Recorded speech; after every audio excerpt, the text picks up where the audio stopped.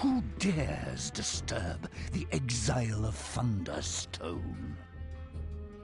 Quiet! This insolence is unforgivable. The violation of my ancient right for solitude in exile is not broken so easily. Your life hangs in the balance, stranger. Speak quickly, lest you taste of the fury of Harrow.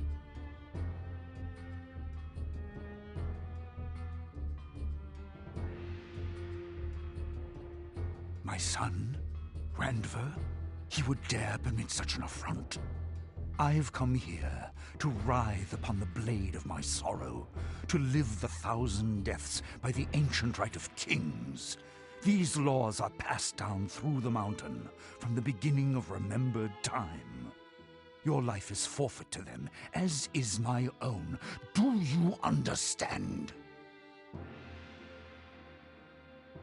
I care not of your race, dwarf. Do you have any idea the number of dwarves who have fallen under the blade of Harrow? What do I care of another? What? How do you know? Speak quickly. Your life still hangs in the balance. Forgive my harsh words before, dwarf brother. I mean you no harm. My crimes are heinous enough without adding to them more dwarfen blood. In all the time since the judgment was passed, I have never spoken of it. My shame has held my tongue. It seems that very shame shall now, finally, bring the betrayal to light. A delegation of elves sent from the Silver Lady herself. They came not long after Bates had built his first steam engine. Technology in the hands of the human had spread and advanced at an alarming rate, and the elves were hit first and hardest. Their forests were being cleared with the help of technology. Massive steam-powered clear-cutters. The oldest groves, towering and untouched for thousands of years, were being destroyed without prejudice. I saw much of this with my own eyes. The ancient forest of Morbahan is little more than a graveyard now. The Silver Lady is Mother Queen to the elves. She is very old, much older than I, and very powerful in the ways of magic. The delegation told me that she was extremely hurt and angry about the damage that had been done. According to them, because of her age and power, she was hurt the most by the clearing. Her connection to the forests was strongest of all.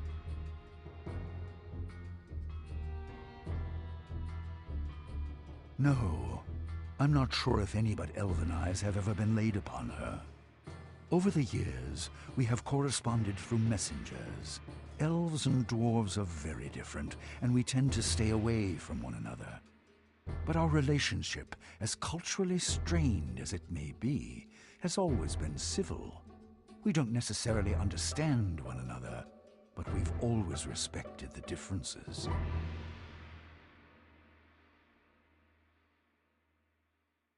In Kintara, the oldest city of the elves, somewhere within the glimmering forest.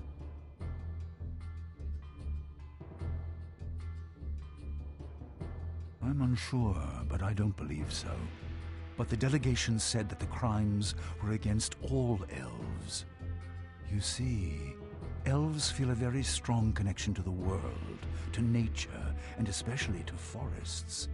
It's said that elven souls reside in the oldest trees. I don't know if this is true, but I do know there to be a strong connection between living things and magic. There are many reasons. Humans, in comparison with the other races, live such short lives. Because of this, I believe that every human action is motivated through fear. The fear of death. You would think that this was a relative issue, that humans would learn to live with this limitation and accept it. This is not true. And therefore, humans, when confronted with any situation, see it through the veil of their own mortality. Achieve, advance, perform. Humans are constantly driven by the shadow of their own death. This fear, unfortunately, clouds their judgment, deadens their sense of right and wrong. Humans act first, think later, and feel last of all. When Bates was given a look at our technology, he was overcome. As a human, his first thought was, what can I use this for? When it should have been, what is the cost of its use? Technology exploded in their hands because they are not burdened with our longevity. Humans rarely live long enough to see the consequences of their mistakes.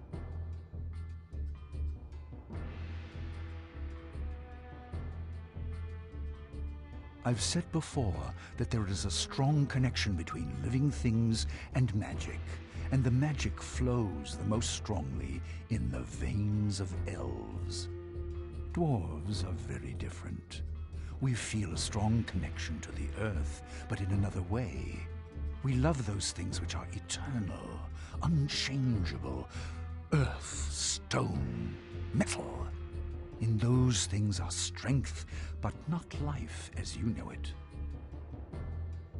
They said that if the Black Mountain clan was not punished, there would be war. War! I told them that a punishment was already being decided upon, and that we, as dwarves, would deal with them. They refused. They claimed rights as the afflicted, and therefore as the judges. They agreed that exile was a suitable punishment, but they wanted to be the vessel of that retribution. No. I know that there was a time of violence many years ago among the elves. But from what I know of them, they are a very rational, peace-loving people. They know that ultimately, war benefits no one.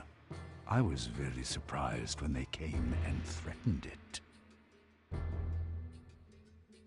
Yes, the more we talk about it, I begin to get the same feeling. Yes, the elves would have been angry, but would they really have threatened war? Morbahan was a tragedy, but directly affected none of the elven communities. Perhaps my fear blinded me to such things before. And now this mystery. Where are the dwarves of the Black Mountain clan? I am very old, stranger. You may know nothing of me, but believe me when I tell you that I've seen enough dwarven blood spilled to fill 1,000 lifetimes. Have you any idea what it would mean for there to be a war between the elves and the dwarves? Arcanum itself would not survive the conflict. And I was so very tired of filling tombs with the bodies of my people. But nothing. I chose to spare the dwarves, the world, the price of such a war. What was one clan's honor in comparison with the sheer cataclysm that would result otherwise? You ask what right they had? None. They merely forced a choice, and I chose the path of least resistance, the least pain. That was my betrayal, stranger.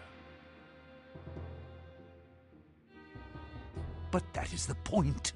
I am king of the dwarves. It is my responsibility to lead them, to protect them. But most importantly, it is my responsibility to defend their honor, their dwarven honor. By allowing my own fear or concern, regardless of how justified that fear might be, to overshadow their honor was an unforgivable transgression.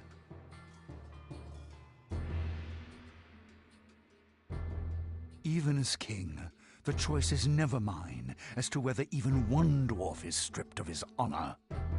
I should have brought this to the people, or just flatly refused from the beginning. I was a coward, a failure, and this exile is my punishment. Given the choice now, I would have waged war against all of Arcanum to uphold the honor of that foolish little clan. What? What do you know of the nature of Dwarven stone? You, an outsider. How could you possibly know of such things? Perhaps you are a dwarf. Nonetheless, these are beliefs and concepts it takes a lifetime to reconcile. How could you possibly begin to understand how I feel? Yes, I know. I've thought long and hard about this. Dwarven stone tells me that any transgression against our honor is unthinkable. But my shape as king, as their father, told me to protect them. I'd shouldered so much of their pain, I could do it no longer.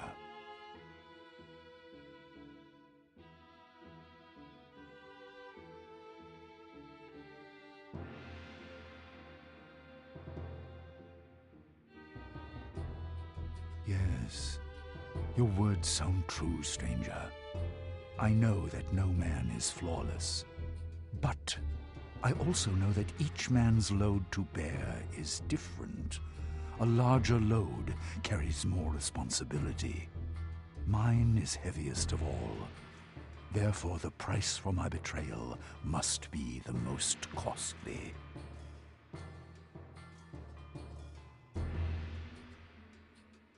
The nature of the betrayal? I failed my people. Isn't that what is most important here? The betrayal was against their stone. It seems, sadly, that my own stone is flawed. You shame me, stranger. Your words are harsh, but undeniably true. Perhaps you are correct, but it doesn't change what I've done, nor the price I need to pay. It is best if you just leave an old dwarf here to rot. It is your place to right this wrong. How then? How can I do so? By Alberic, you are right. I've been blinded by my own shame and not seen the true betrayal. I've betrayed myself and my people along with me. I shall return, stranger. I shall be king. By the name of Thunderstone, I swear it. Of course, I'll do anything within my power to help you. As I said, they were supposedly sent from the Silver Lady. I know very little of them, but I do have a name. Perhaps that will be enough for you to uncover this mystery. The delegation was sent by someone named Mingorad, and I had many correspondences with this elf. Here is a letter that was sent to me by him. I'm unsure. The entire situation reeks of deception. I would tell you to seek him in Kintara, but I don't even know if the delegation was sent from there or not. Regardless, you may want to begin your search there. The Silver Lady might know of this Mingorad. I don't know, unfortunately. The location of Kintara is a well-guarded secret, but I do know it lies within the Glimmering Forest. The small town of Stillwater lies near the edge of that forest. Perhaps there you might find someone who knows where it is. Here, I'll mark your map with Stillwater's location. Wait, I'm much to blame for this situation. My fear and cowardice have helped in bringing about this tragedy. I feel I must do something to help you. Please, take Harrow, the first axe of my family. Its blade strikes true and deep in the hands of the righteous, especially if those hands are dwarven. Within it is the strength of the Thunderstones. Thunderstones. I give it to you. I'm sure you will. Godspeed on your quest, my friend. And if you do find out what happened to the Black Mountain clan, return to me. I would be very interested in finding out what really happened to them. Very interested.